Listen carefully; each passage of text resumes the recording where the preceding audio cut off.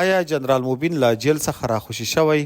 که راخوشي شوی وي نو په کومو شرایطو؟ د جنرال موبین د جیل څخه د راخلاصېدو په اړه تازه خبر راغلی دی.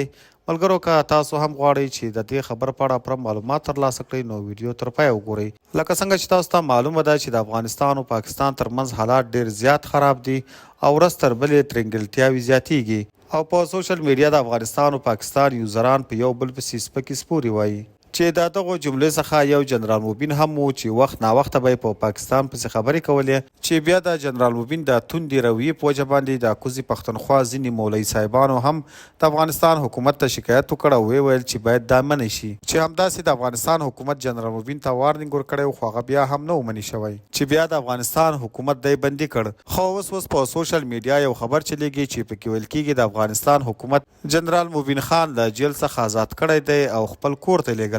د هغه ځینې انځوران په سوشل میډیا هم خپاره شوي دي او ډیر خلک یو بل ته ورته مبارکیانې ورکوي. ملګرو تاسو د جنرال موبین د راخلاصېدو په اړه په داسې حالاتو کې څه نظر لرئ؟